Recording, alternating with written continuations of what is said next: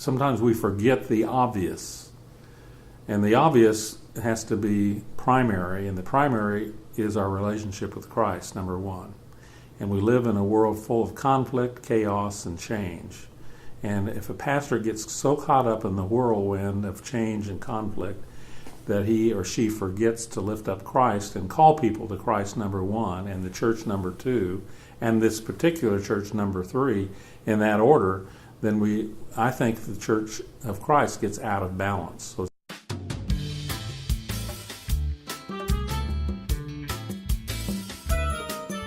Hello, this is Pastor Terry Goodman, and I want to welcome you to the Wesleyan Connection. This podcast is primarily for the clergy and laity of the Holston Annual Conference. Join with me now as I take a look around the connection and share some of the things happening in the churches of our annual conference. Good morning, this is Pastor Terry Goodman, and I want to welcome you to this edition of the Wesleyan Connection podcast. Today I'm sharing with you an interview that I had with a gentleman by the name of Clayton Smith. His title is the Executive Director of Generosity at the Church of the Resurrection. For those that may not know, the Church of the Resurrection, if not the largest United Methodist Church, is definitely probably amongst the top 5 there in Leawood, Kansas. Adam Hamilton is the pastor, and Clayton has worked with him on staff. I'm thinking about 12, 13 years. I remember the stories that he told about that. And he has come to our annual conference, and he gave a 4-hour presentation in Knoxville on a Saturday, and then the next day went up the road to Abington and gave a presentation as well. And he talked about giving and stewardship, and he talked about money and capital campaigns and all kinds of things related to that aspect of a church's life. And as far as the annual conference goes, we do have videos of the first 2 sessions on Saturday. The hard drive ran out of space right in the middle of the third one, but I did get audio of the second day's presentation. So in one form or another, we are going to present these up on the conference website for those of you that may have missed the actual presentation day, so that you can look at them. I may actually excerpt some of the things in the weeks ahead and do a special series of podcasts just on Clayton Smith. I don't know about that yet or not, but I might just do that. He has a message that is worth hearing. And it's also worth hearing for you to understand that our annual conference is going to be, I hope, taking seriously this idea of stewardship and generosity and trying to help churches understand finances in a way that will be uplifting. I am the chairperson of the Conference Stewardship Team, and my vision is this. I want our team to develop a series of modules. For instance, a module on planned giving, or a module on setting the budget, or a module on an annual giving campaign. And what I want to do is develop these series of modules, find persons that have the ability to convey the material related to that module, and then sort of give the local church a sort of a smorgasbord approach. Assume we come up with 15 modules. The local church probably not going to want all 15 of those modules, but if they want 2 or 3 of them, we can bring the people in, or we can share the information in a timely manner, best practices, if you want to look at it that way, for a particular topic. And it's going to be made available to the churches of the annual conference. Hopefully this will get rolled out at annual conference next year. There's a lot of planning, there's a lot of preparation that's going to have to be done in order to make this possible. But that's where we are headed, at least as far as I am concerned, and I am head of the stewardship team. That's the way that I intend to try to get our team moving. And I look forward to opportunities of working with many of you in the local church, working with those of you that may be what I refer to as a Plano cohort member, someone that was trained by Michael Reeves either in Plano, Texas, or here within the bounds of our annual conference. I'm going to be relying upon you for the leadership of these various workshops and modules. So there's a lot that's going to happen between now and next annual conference. So keep us in your prayers. But for now, let's sit back and listen to the conversation with Clayton Smith following his presentation in Knoxville. I'm glad to be talking this afternoon. It's an afternoon for me. I've just heard Clayton Smith, who has presented a workshop for our annual conference at the Concord United Methodist Church here in Knoxville. What's your title, Clayton? How do you refer to yourself? You work for the Church of the Resurrection. What's your official title there?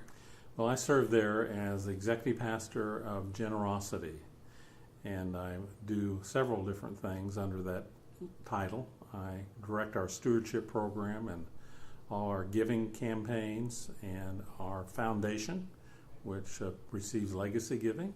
And I also oversee a new ministry called Crossroads, Navigating the Second Half of Your Life. Okay. You just conducted a workshop here with us for the last 4 hours or so, talking about various aspects of your ministry and how we can apply some of that to our lives.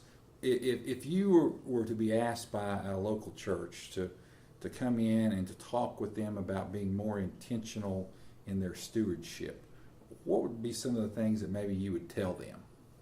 That's a good question, Terry. I think being intentional in stewardship planning means that you develop an annual plan, that your stewardship team, that you get organized with a stewardship team, and your chairman serves on that team and also represents your needs, stewardship needs, with the finance committee. And you would have an annual plan. What strategic things does a stewardship team need to do each year to encourage the joy of generosity? And our stewardship team, for example, will have 5 or 6 strategic goals, and under each goal there will be a few tactics that will make that goal possible. One of the goals is to conduct an effective all-church annual stewardship campaign. And the way we do that is help prepare for the sermon series. How does it meet the needs of the congregation in their management of money? Because our theme at Church of the Resurrection is not what the church wants from our members, but what we want for our members. We want our members to know the joy of generosity. So our stewardship campaign then will be supported by the stewardship team in a variety of ways. When people return a commitment card, for example, we'll be there on that weekend and hand everybody a thank you card in a mug, a coffee mug, to say thanks for returning your commitment card and sharing your generosity with the church. Another thing that the stewardship team does strategically is we're at every new member coffee, and we promote new member giving. And when they return their new member commitment card, we give them a study Bible as a way of saying thank you, not only for joining the church and being part of our church family, but for joining in your generosity, your financial support for the coming year as a new member. We really appreciate that. The third area that we're more intentional in our stewardship program is we sponsor Financial Peace University classes, and we've done that now for 10 years. And so we have a class in the fall, we have a class in the spring. We offer general classes. We also offer special classes for single women, which we found was very much needed. There are a lot of single women, single parents that seem to benefit a great deal from better financial budgeting and debt reduction and planning. We offer a number of other programs, support a number of other programs. One of them is, a new one is called Binder for Life, helping people have a binder where they can put all their financial records and all their health records, so that and wills and legacy information about that all in one handy place. In case something would happen to them, they have this material so that they can be good stewards of all their resources and planning at the end of life. So those are several things that our stewardship does that is intentional, and we know for certain that when we practice good stewardship, everyone can be more generous in their giving, not only giving for their own family in the future, but giving to the church and charity. all the things you just mentioned are things that go along with the word intentional. They don't just happen. You have to set out to do those kinds of things. You have to deliberately look at your church and find those things that you want to do to make them happen.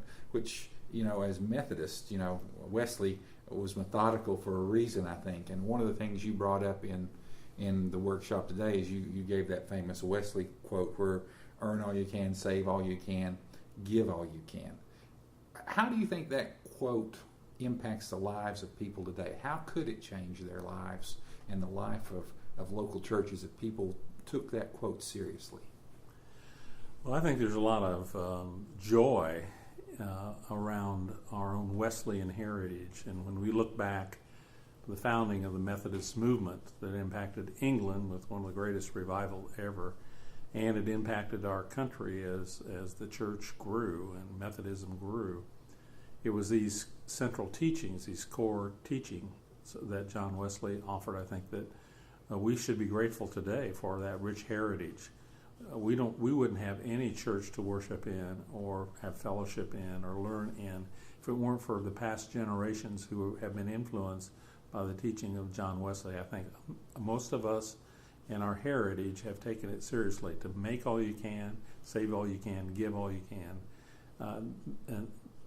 and save all you can. That to me is a very important principle.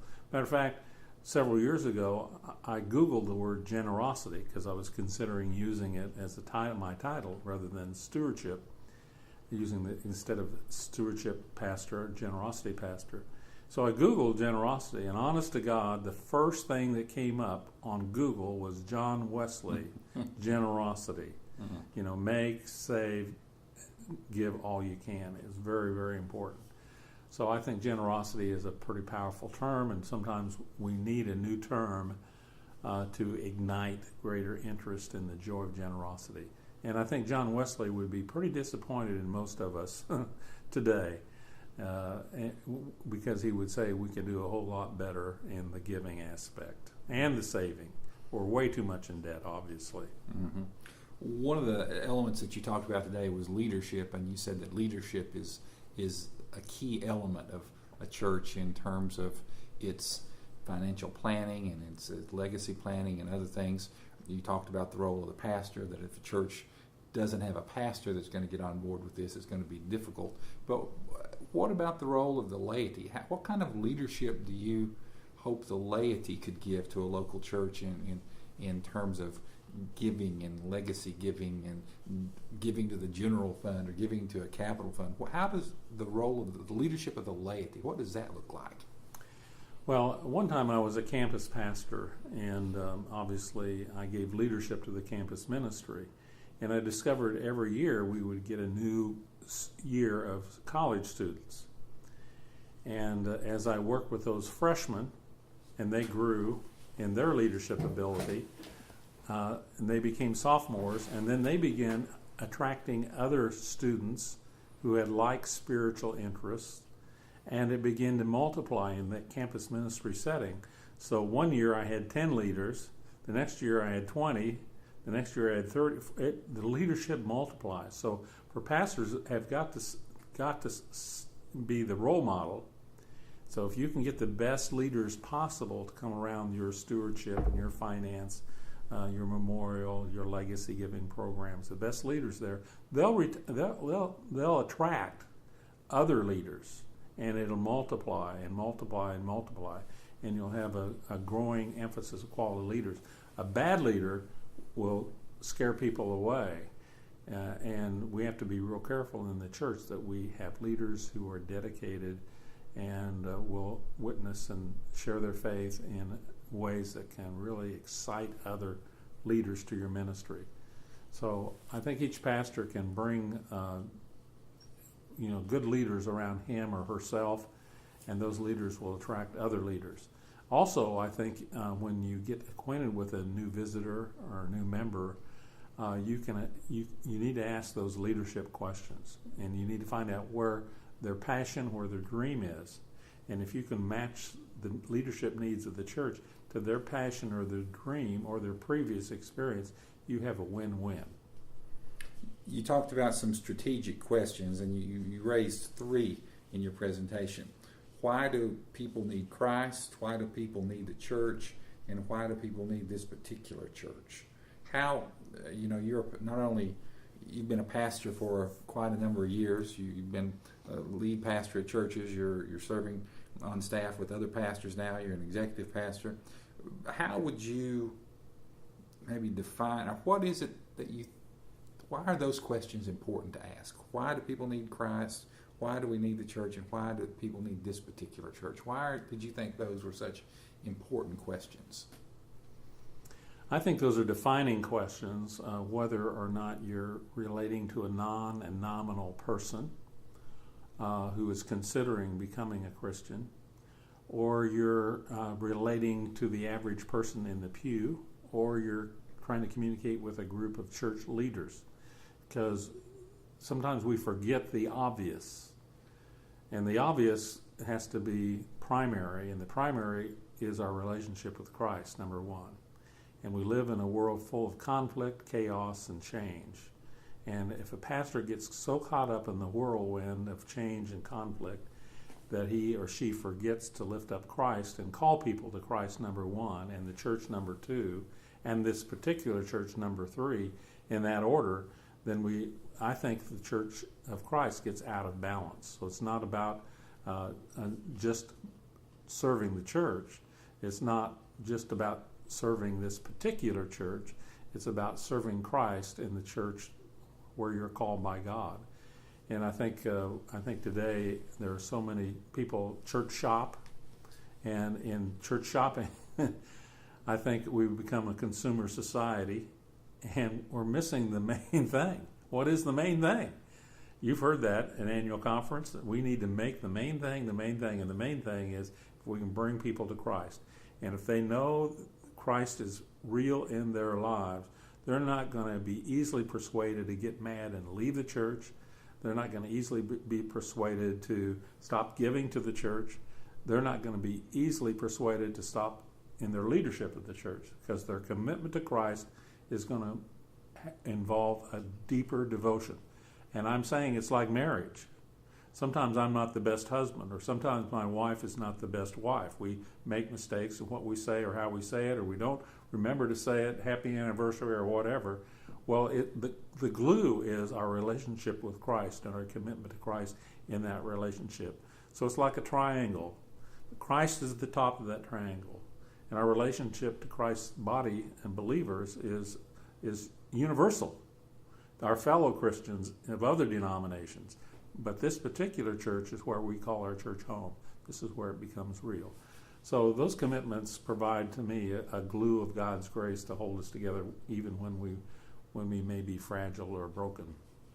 Okay, I saved the most difficult question for last. This question has deep theological meaning. I've asked it of bishops. I've asked it of district superintendents, of run-of-the-mill clergy, lay folk alike. Mm-hmm. And we're going to see how well you stack up. What is your favorite dessert? My favorite dessert, and I can tell you I am an expert at desserts, is French silk chocolate pie. Oh, don't know if I've had that, but sounds good. Oh, it is. It's light and fluffy and chocolatey, and the crust is just really good. And, of course, it doesn't have hardly any calories. Well, I want to thank you for sharing with us today, and I wish you the best. Have a safe trip up the road. I'll be seeing you again tomorrow in Abingdon, and we'll get the podcast out to folks and letting them hear our conversation. So thank you much. Well, we love you people down here in Tennessee. God bless you. Thank you. Thank you. This is Pastor Goodman. Thanks for listening to this edition of the Wesleyan Connection. Be sure to check back often for more podcasts.